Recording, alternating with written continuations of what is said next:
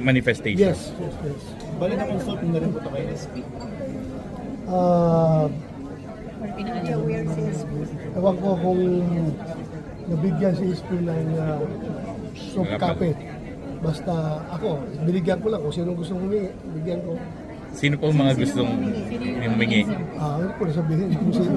Nagsabi na po si Sen Jinggoy, si SJ. Pero Sabi niya. Sabi niya. Okay.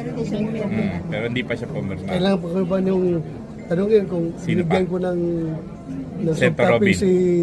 si Aimee. I mean, sino pa? Senator Robin. Senator Robin. Ha? Sabi ni Amy, nakita niya, nabasa niya. Oo, meron siya. So, sir, At saka maraming inputs, kaya hindi lang isang draft, maraming draft. Kaya pinapinalize niya. Sir, just to clarify lang, ulitin ko lang po yung tanong kanina.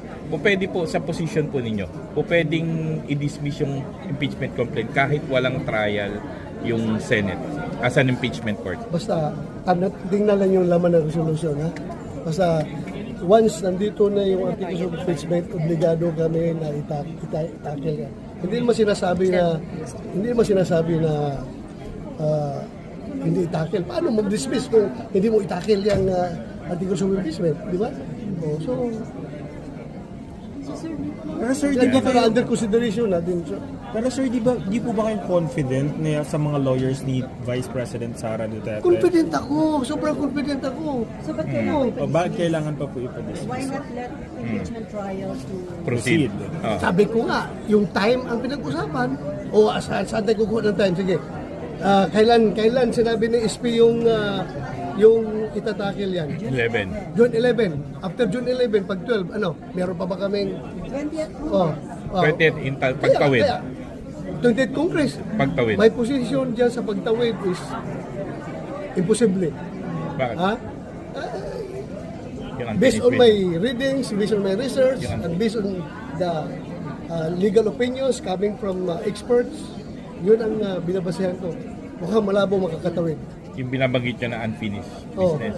mukhang malabo. Walang jurisdiction ang 28th Congress to act on impeachment na pinahil sa 19th Congress. At kung ano mang pinagsimula ng 19th Congress, it's not binding sa 28th Congress. Yun ang aking opinion. So sir, kailan yung target kasama na-discuss sa plenary yung resolution? Hopefully, today, kung makaya. Pero kung hindi, next week. Ipa-file niyo po today, sir. Ha?